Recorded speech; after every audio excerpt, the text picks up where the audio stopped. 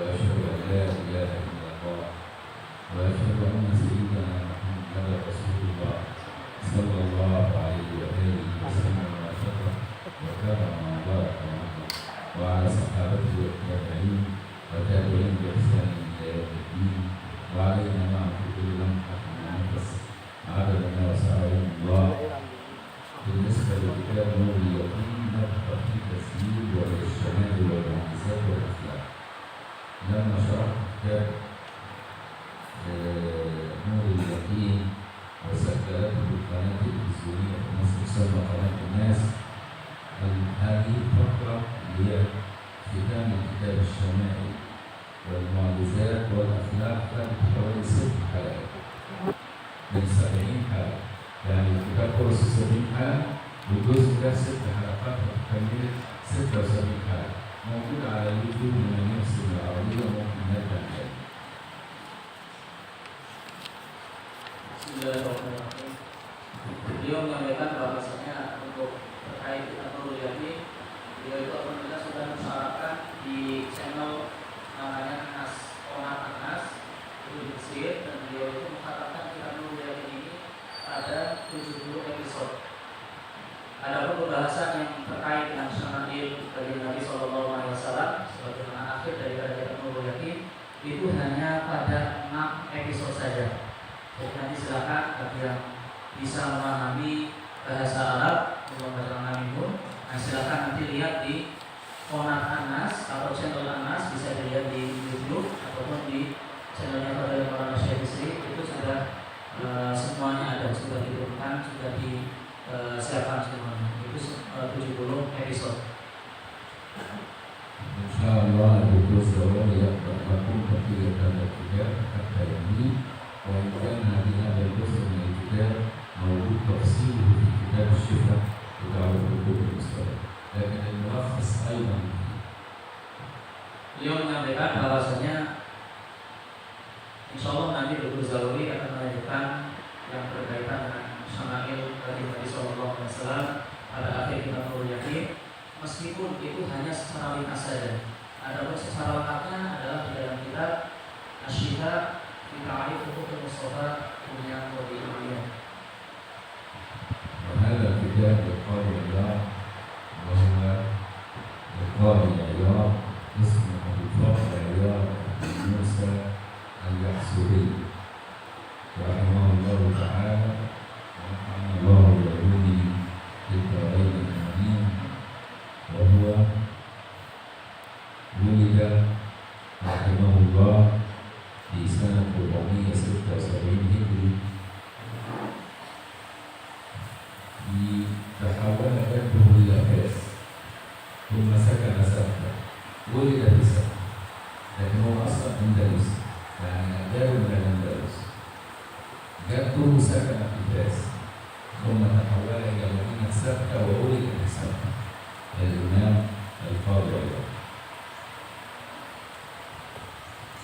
وكان قاضيا من اسم قاضي، فكان قاضي مالكي يعمل قاضيا مالكيا، وكان فقيه مالكي وأثنى عليه العلماء كثيرا وله مؤلفات، لكن أفضل مؤلف واشتهر به هو كتاب الشفاء بتعريف الحقوق المستقبل رضي الله عنه. توفي في مدينة مراكش اللي هو مدفون فيها سيدنا محمد بن سليمان الجزوري صاحب كتاب دلائل الكلام، وكذلك الإمام السهيلي مدفون في مراكش اللي هو صاحب كتاب الروض والنور في شرح سيرة ابن هشام.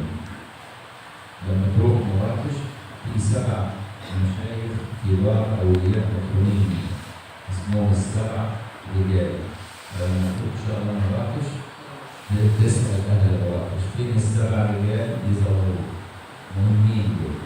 سيدنا القاضي عياض منهم مدفون في مراكش المغرب، توفي سنة 544 هجرية. يقال أنه مات مسموما سماه يهوديا، ودفن هناك في مدينة مراكش، ومقامه مغلق لا يزار الآن. أنا كنت منذ عام هناك وجدت المقام مغلق، وسألت الناس هناك المغاربة الذين كانوا مرافقين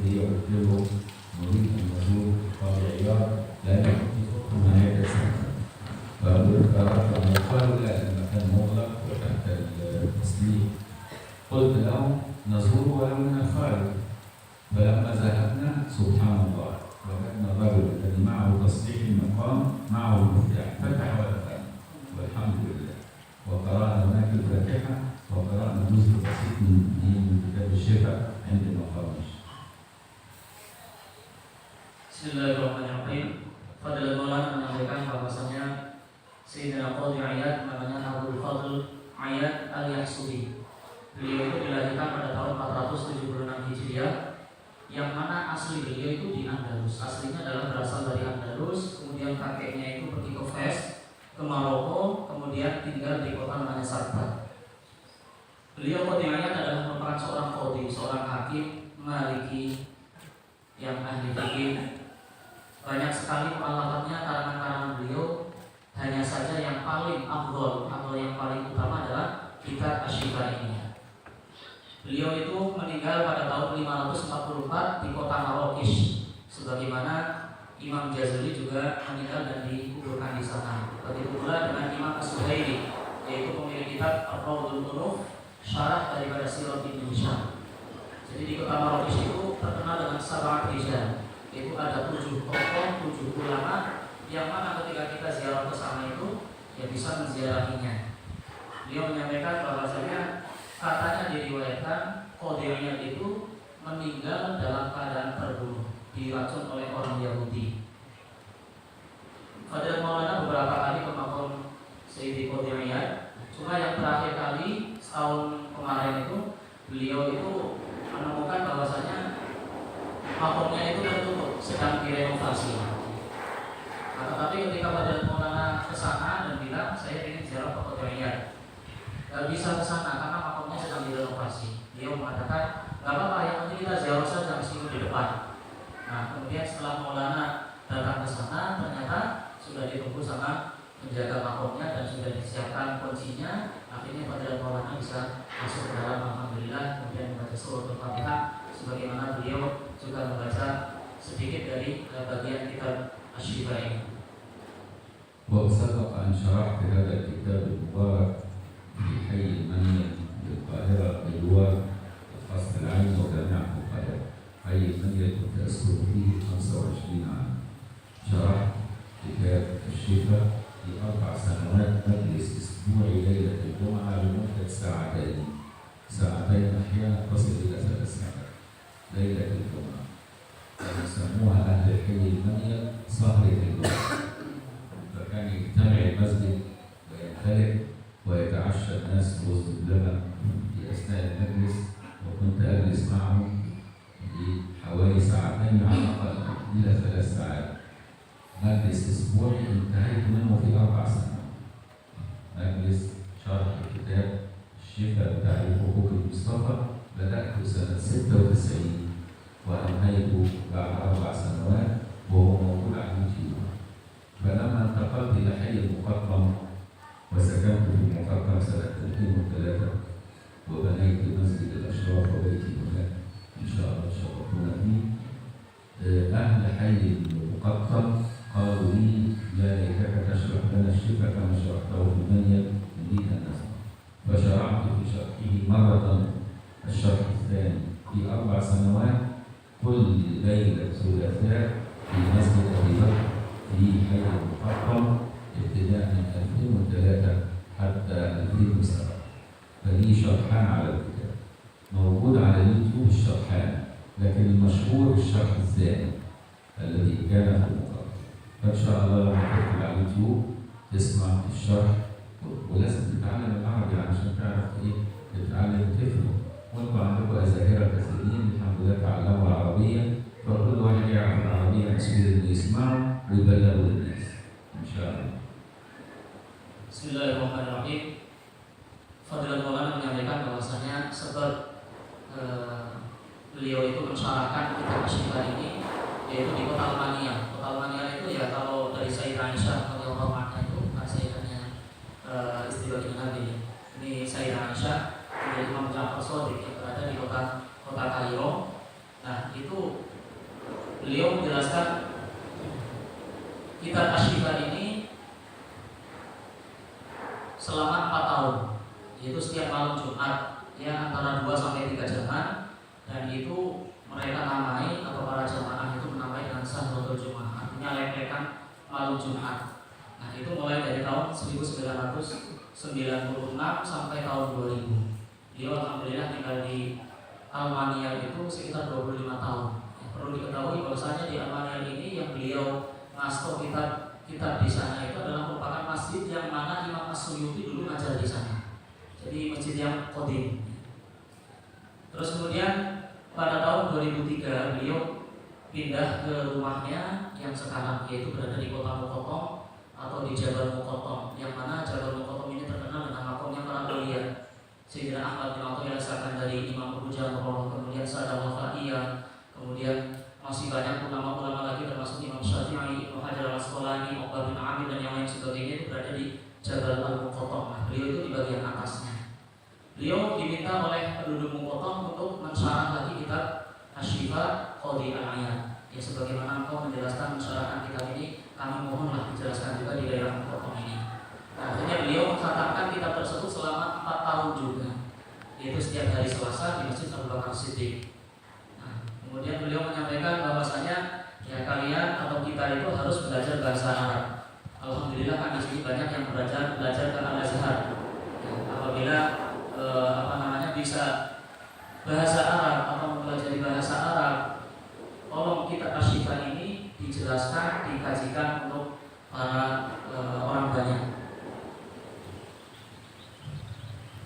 وكتاب الشفاء بتعريف حقوق المصطفى من الأموال تعرف وهو فيه الشفاء لما في أي قلب جاهل النبي يشفي جهل النبي فتصير عارف وتعرف حقوق المصطفى صلى الله عليه وسلم التي هي واجبة على كل تابع لهذا النبي المكرم صلى الله عليه وسلم. فإذا تعرفت عليه وتعرفت على حقوقه وأحببته اتبعته بحب، لأن الاتباع بحب هو الذي ينفع ويستمر. أما الاتباع بغير حب كاتباع الوثنية لا ينفع ولا يستمر. Dia menyampaikan bahwasanya sesuai dengan namanya, yaitu Asy-Syifa fi Ta'rif Huquqil Mustafa. Asy-Syifa itu ya sebagai obat. Obat apa? Obat yang bodoh terhadap baginda Nabi sallallahu alaihi wasallam. Sehingga ketika kita mempelajari kitab ini, maka kita akan menjadi orang yang tahu, orang yang kenal atas baginda Nabi sallallahu alaihi wasallam. Kemudian fi Ta'rif Huquqil Mustafa, tentang hak-hak Mustafa, mengetahui hak-hak baginda Nabi sallallahu alaihi wasallam. Oleh sebab kita tahu hak-hak baginda Nabi sallallahu alaihi wasallam terhadap kita, sehingga kita itu semakin cinta kepada baginda Nabi sallallahu alaihi wasallam. Otomatis apabila kita cinta, maka kita akan mengikutinya dengan penuh kecintaan. Karena pada hakikatnya mengikuti dengan kecintaan itulah yang bermanfaat atau memberikan kemanfaatan kepada kita. Apabila hanya mengikuti saja tanpa hub seperti orang-orang Wahabiyah, maka tidak akan memberikan kemanfaatan. ونقرأ اليوم المقدمة فقط سريعا حتى نفتح الكتاب إن شاء الله في هذه البقعة المباركة. لعل الدكتور زواج ربنا يوفقه في شرح في مجلس أسبوعي ولا يوم أسبوع. هنشوف بقى هيشرحه في 4 سنين ولا 8 سنين ولا 5 سنين، هو موجود.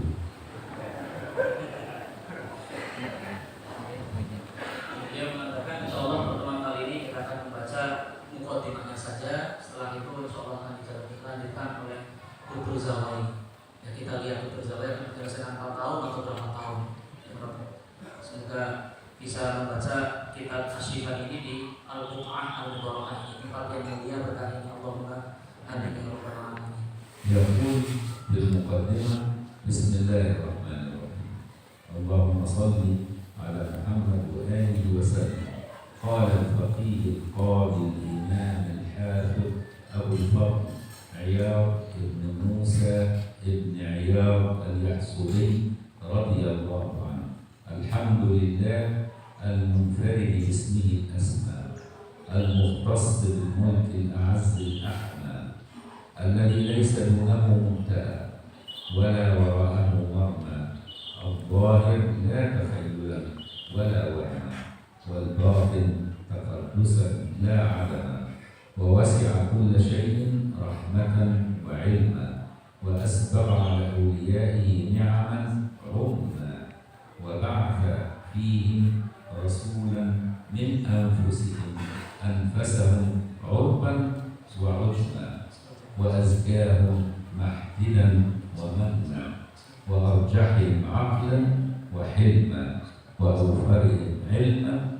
وفهما، وأقواهم يقينا وعزما، وأشدهم بهم رأفة ورحما، زكاه روحا وجسما، وحاشاه عيبا ووصما، وآتاه حكمة وحكما، وفتح به أعينا عميا، وقلوبا غلفا، وآذانا صما، فآمن به وعزره ونصره من جعل الله له في مغنم السعادة قسما، وكذب به وصرف عن آياته من كتب الله عليه الشقاء حتما، ومن كان في هذه أعمى فهو في الآخرة أعمى.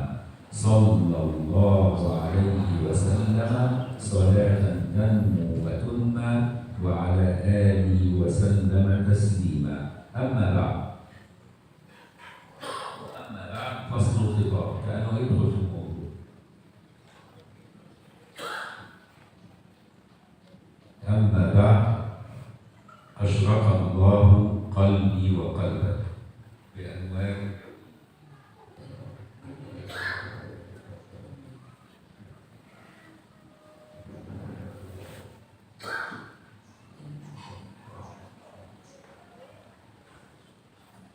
منذ أتيت من العمرة وعندي سؤال. كحك البركة. يقول: أما بعد، أشرق الله قلبي وقلبك بأنوار اليقين، ولطف لي ولك بما لطف به لأوليائه المتقين الذين شرفهم بنزل قدسه، وأوحشهم من الخليقة بأنسه، وخصهم من معرفته ومشاهدة عجائب ملكوته وآثار قدرته بما ملأ قلوبهم حبرا، وولأ قلوبهم في عظمته حيرة، فجعلوا همهم به واحدا، ولم يروا في الدارين غيره، فهم بمشاهدة كماله وجلاله يتنعمون، وبين آثار قدرته وعجائب عظمته يترددون، وبالانقطاع إليه والتوكل عليه يتعززون، لهيبين بصادق قوله: قل الله، ثم ذرهم في خوضهم يلعبون. فإنك كررت علي السؤال في مجموع يتضمن التعريف بقدر المصطفى صلى الله عليه وآله وسلم، وما يجب له من توقير واحترام، وما حكم من لم يوفي واجب عظيم ذلك القدر، أو قصر في حق قدر منصبه الجليل فلان قوله، وأن أجمع لك ما لأسلافنا وأئمتنا في ذلك من مقال، وأبينه بتنزيل سور وأمثال.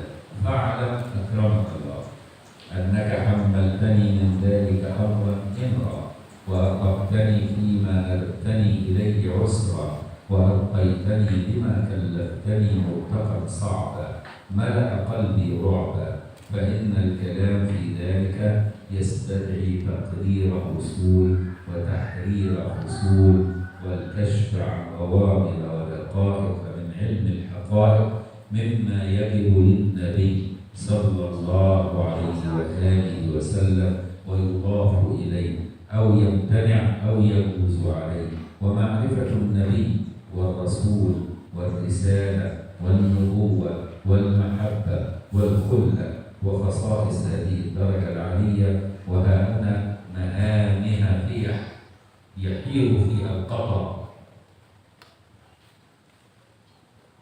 وتقصر بها الخطى، ومجاهل تضل فيها الأحلام إن لم تهتدي بعلم علم ونظر سديد. ومضاحل تزل بها الأقدام إن لم تعتمد على توفيق من الله وتأييد. لكني لما رجوته لي ولك في هذا السؤال والجواب من نوال وثواب لتعريف قلبه الجسيم وخلقه العظيم وبيان خصائصه التي لم تجتمع قبل في مخلوق، وما يدان الله تعالى به من حقه الذي هو من أرفع الحقوق، ليستيقن الذين أوتوا الكتاب ويزداد الذين آمنوا إيمانا. ولما أخذ الله على الذين أوتوا الكتاب لتبيننه للناس ولا يكتمونه. ولما حدثنا به الوليد هشام بن أحمد الفقيه رحمه الله بقراءته عليه قال حدثنا الحسين بن محمد قال حدثنا أبو عمر النمري قال حدثنا أبو محمد بن عبد المؤمن قال حدثنا أبو بكر محمد بن بكر قال حدثنا سليمان بن الأشعث قال حدثنا موسى بن إسماعيل قال حدثنا حماد قال أخبرنا علي بن الحكم عن عطاء عن أبي هريرة رضي الله عنه قال قال رسول الله صلى الله عليه وآله وسلم من سئل عن علم فكتمه ألجمه الله بلجام من نار يوم القيامة.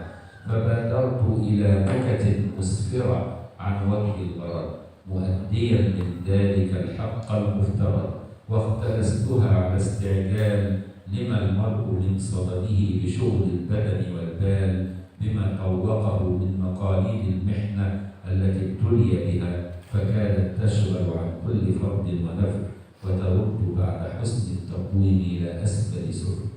ولو أراد الله للإنسان خيرا لجعل شغله وهمه كله فيما يحمل غدا ولا يضم محله، فليس ثم سوى نظرة النعيم أو عذاب الجحيم، ولكان عليه بخويصته واستنفاد مهجته وعمل صالح يستزيد وعلم نافع يفيد أو يستفيد. جبر الله تعالى سطع قلوبنا وغفر عظيم ذنوبنا وجعل جميع استعدادنا لمعادنا وتوفر دواعينا لما ينجينا ويقربنا إليه تعالى زلفى ويحظينا بمنه ورحمته.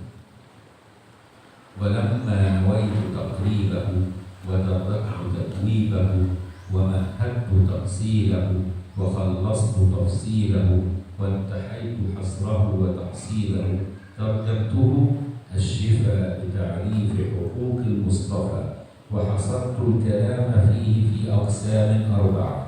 القسم الأول في تعظيم العلي الأعلى لقدر هذا النبي قولا وفعلا، وتوجه الكلام فيه في 4 أبواب.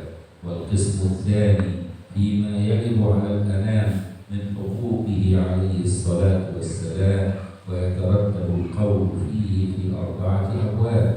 القسم الثالث فيما يستحيل في حقه صلى الله عليه وسلم، وما يجوز عليه وما يمتنع ويصح من الأمور البشرية أن يضاف إليه. وهذا القسم أكرمك الله تعالى هو سر الكتاب ولباب ثمرة هذه الأبواب، وما قبله له كالقواعد والتمهيدات والدلائل على ما نريده فيه من النكت والبينات، وهو الحاكم على ما بعد والمنجز من غرض هذا التأليف وعده. وعند التقصي لموعدته والتفصي عن مودته يشرق صدر العدو اللعين، يعني يحتد، ويشرق قلب المؤمن باليقين، وتملأ أنواره جوانح صدره، ويقدر العاقل النبي حق قدره.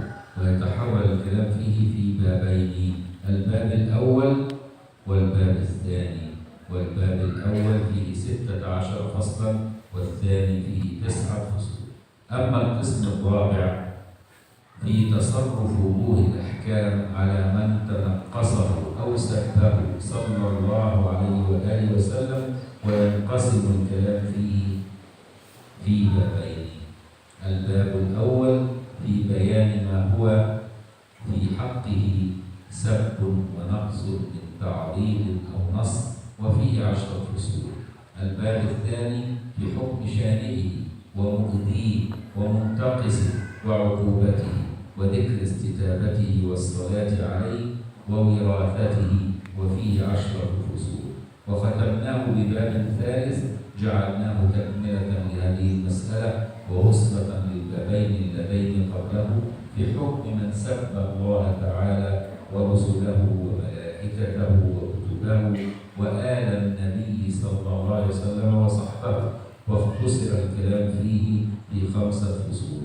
وبتمامها ينتهز الكتاب وتتم الأقسام والأبواب ويلوح في غرة الإيمان لمعة منيرة وفي تاج التراجم درة خطيرة تزيح كل لبس وتوضح كل تخمين وحدس وتشفي صدور قوم المؤمنين ويسطع بالحق ويعرض عن الجاهلين وبالله تعالى لا إله سواه أستعين. هذه هي المقدمة، والمقدمة تحتاج شرح طويل لكن أنا اختصرت أن قرأتها عليكم تبركا. وتلاحظ في المقدمة أن أسلوبه جميل وطريقة ترتيبه للألفاظ جميلة، وأنه كان يمتاز بأسلوب فيه جزالة وفيه قوة عبارة، كما أنه كان شاعرا وكان محدثا مسلما وكان فقيها مالكيا رضي الله عنه ونفعنا الله به في الدار.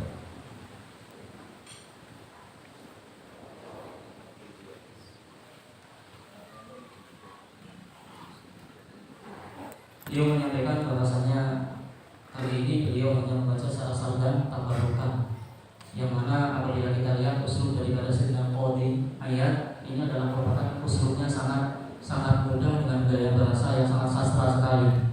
Beliau selain daripada seorang penyair, beliau juga merupakan muslim daripada hadis-hadis baginda Nabi Sallallahu Alaihi Wasallam.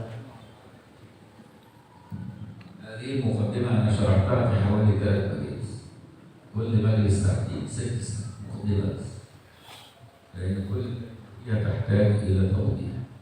فإن شاء الله الدكتور سواني يشرح لكم في 5 ساعات شرح سهلكم ويسركم يعلمنا، لأن طول ما أنت بتستثمر عمرك تتعلم حاجة جديدة بتنقل نفسك من الموت للحياة، وأغلى ما تملكه عمرك ولحظات زمانك إياك أن تضيعها. الشيطان والدجال يريد أن تضيع وقتك في المحمول وفي الفيسبوك وفي التلفزيون والنظر على المواقع الإباحية والمواقع التي لا تليق، حتى يسرق عمرك، يسرق دينك، يسرق وجدانك. فإياك أن تعطيها للنفس، إياك أن تعطيها. أغلى ما تملك هو عمرك، وأغلى ما تملك ما في قلبك من إيمان. فاحفظ أغلى ما تملك عمرك وقلبك. Beliau menyampaikan bahwasanya beliau ketika mensyarah muqaddimah ini itu butuh 3 jam. Tapi kalau Dr. Zahawi ya dikasih 5 jam insyaallah. Ini beliau menyampaikan bahwasanya kita harus menggunakan waktu kita sebaik-baiknya, karena pada hakikatnya sesuatu yang paling berharga yang kita miliki adalah umur kita. Jangan sampai kita menyia-nyiakannya. Dan juga apa yang ada di dalam hati kita, yaitu keimanan kita. Kalau kita tidak menggunakannya, ya kita akan terseret oleh fitnah syaitan, yang mana syaitan itu ya ingin mencuri umur kita, ingin mencuri agama dari hati kita. ونكتفي بهذا المجلس حتى لا نطيل عليكم. ذهبنا بالأمس الدكتور محمد سالم، انتم عارفين بلد محمد سالم؟ كابومين، بلد كابومين. ذهبنا إليه وجلسنا عنده، شرحنا له مناجاة سيدي أحمد بن عطاء الله 33 جملة شرحناها في 5 ساعات ونصف. Beliau menyampaikan bahwasanya beliau itu baru datang dari Kebumen. Jadi semalam itu dari Kebumen jam 7-an sampai ke Semarang ini alhamdulillah setengah 12. Jadi perjalanan yang sangat panjang sekali. Alhamdulillah di Dr. Muhammad Agus Sahih LCMA, beliau pada Maulana Syekh Yusri itu mensyarah tentang Munajat Sayyidi Ahmad bin Athaillah Sakandari yang merupakan mulhaqat daripada kitab Al-Hikam Al-Athaillah. Itu menjelaskan, mensyarahkan itu dalam waktu 5 jam setengah, mulai dari jam 11 sampai jam 5 gitu ya, hampir jam 6. وأثناء الشرح الدكتور زواج يرسل إلي رسائل على الواتساب: أرجوكوا تحركوا، أرجوكوا تحركوا، منتظرين. وهو يرد علي ويقول: يبعث إلي. أقول له: اكتب له الصبر جميل، الصبر جميل. Dari kemarin karena memang jatahnya itu habis zuhur, jadwalnya itu beliau ke Semarang. Akan tetapi karena beliau menghendaki untuk sowan ke Bahtayfur, akhirnya ya sudah agak mundur sedikit. Cuma ternyata mundurnya itu kemunduran. Nah, ini sampai juga jam 5 belum selesai, dan asar mau selesai, ternyata jam 5 belum selesai. Akhirnya Dr. Zawi kirim WhatsApp ke Dr. Agus Salim bahwasanya tolonglah gerak berangkat sekarang. Khawatirnya nanti sampai ke Semarang kemalaman, akhirnya acara hari ini nggak jadi. Akhirnya kemudian Pada Maulana mengatakan balas sama Dr. Zawi as-sabrul jamil.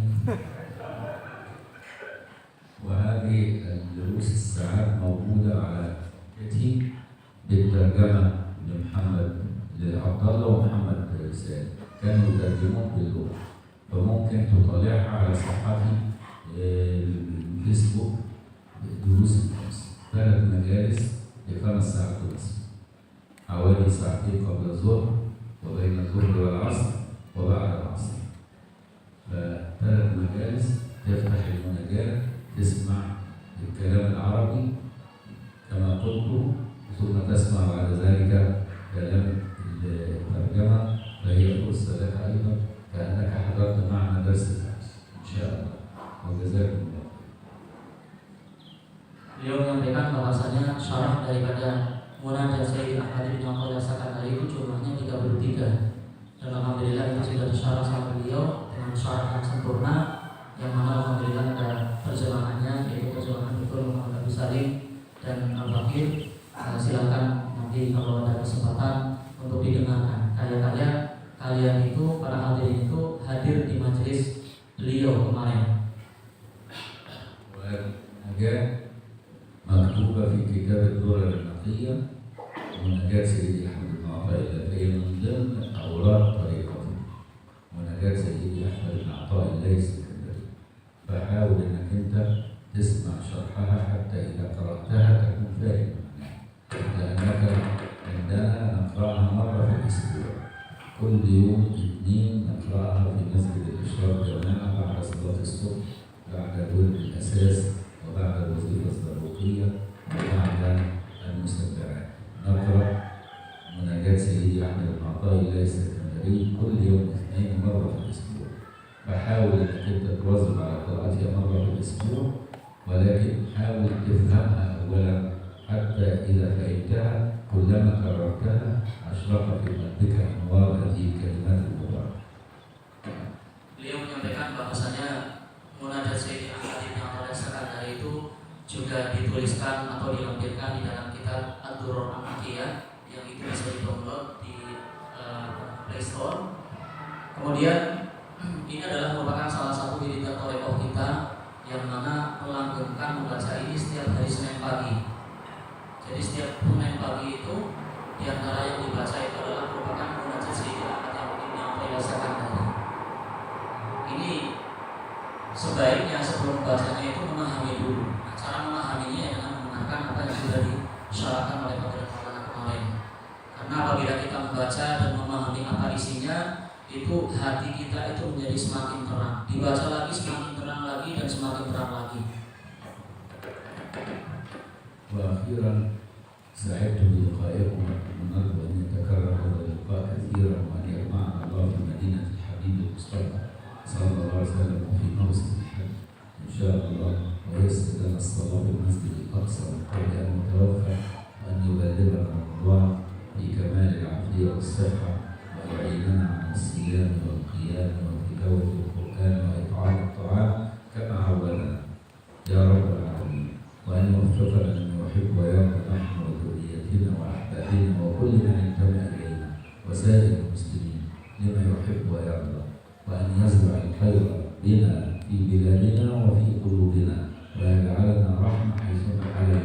وراثة نبوية وخلافة محمدية، وأن يجعل قرة أعيننا في الصلاة، لأن النبي كان قرة عين في الصلاة وسعادته في الصلاة، لا يجعل قرة في الصلاة، ولن تشعر بجمال الصلاة ولا حلاوة الصلاة إلا إذا حفظت القرآن وقرأت به في صلاتك، تشعر فعلا أن الصلاة هي قرة العين وهي سعادة الدارين، وهي أفضل لحظات سعادتك في الدنيا طول عمرك.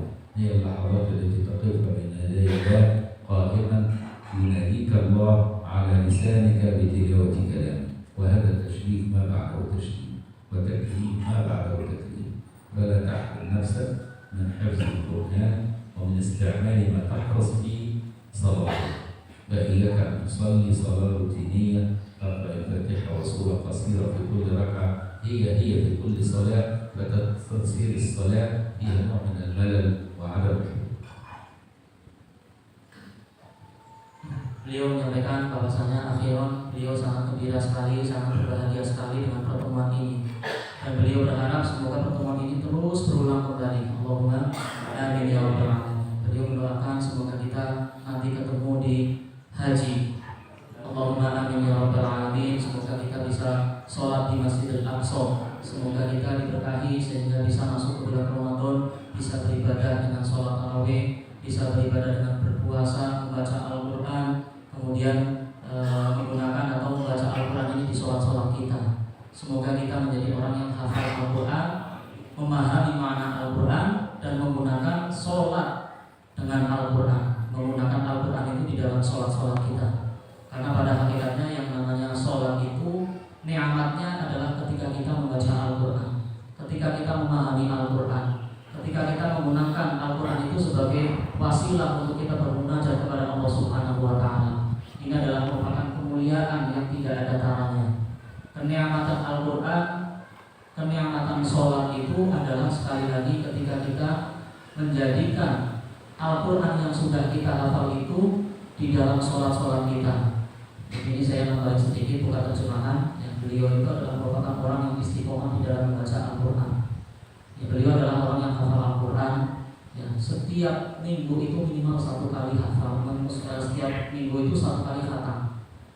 Beliau itu ketika dalam perjalanan sholat, perjalanan safar ini, itu pun masih khatam Al-Quran.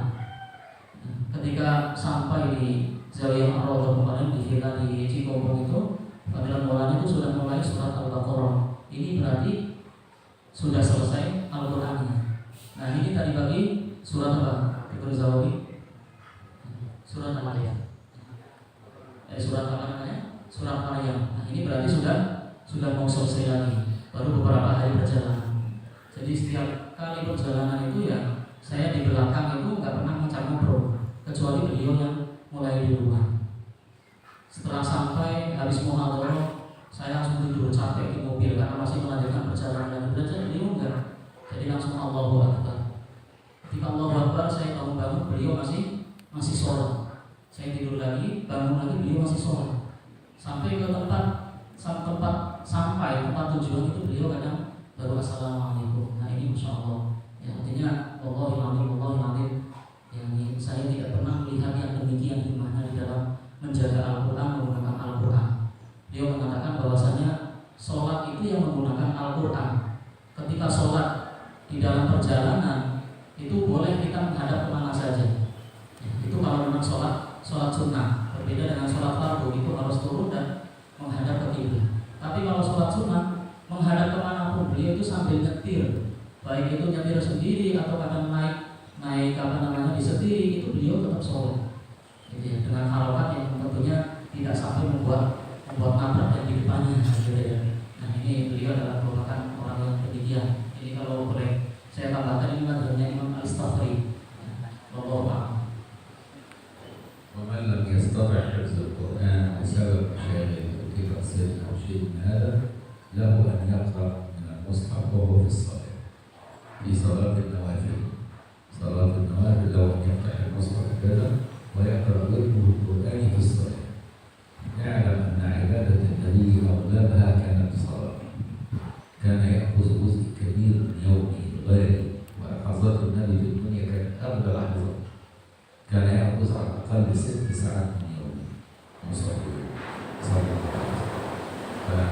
فالصلاة مهمة جدا في تربية النفس، تقرب إلى الله، بفهم معاني القرآن، بإنارة القلوب.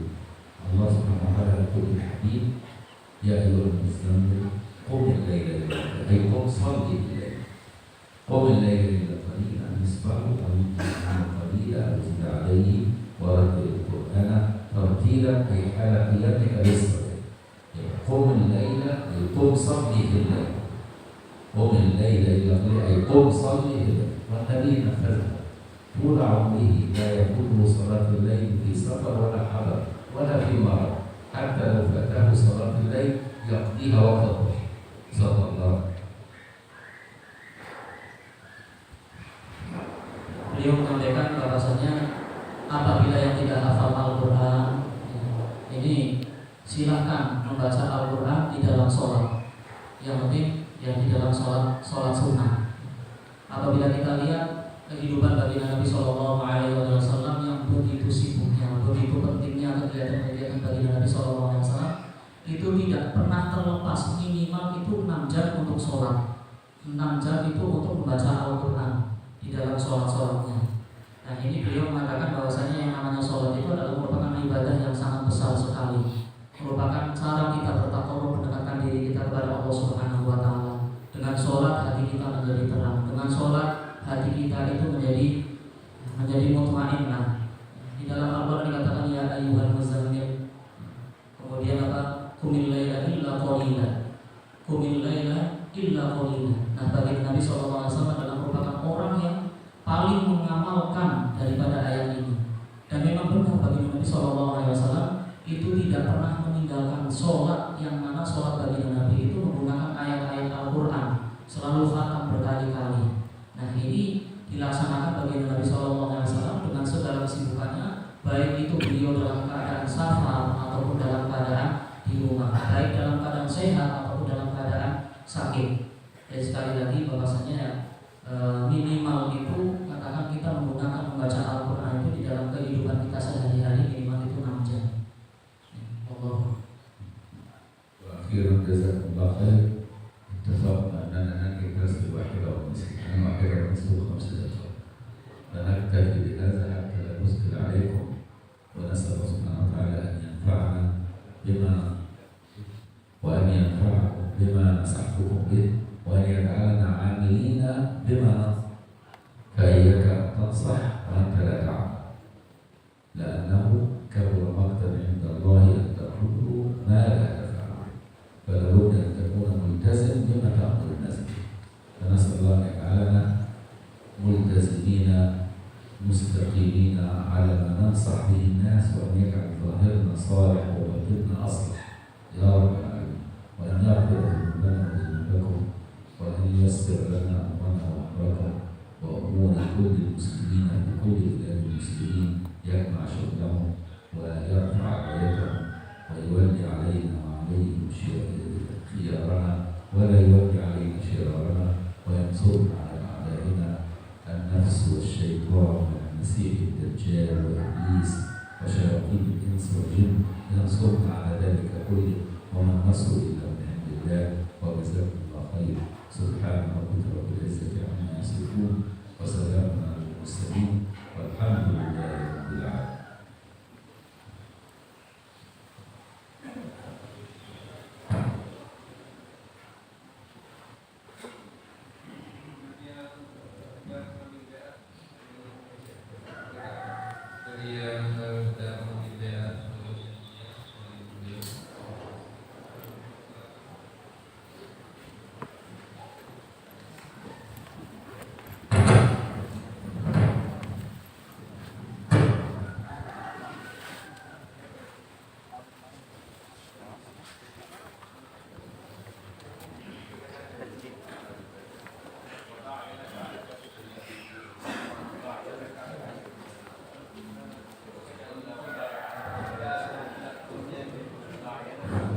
Cukup memegang punggung yang di depannya, jadi tidak harus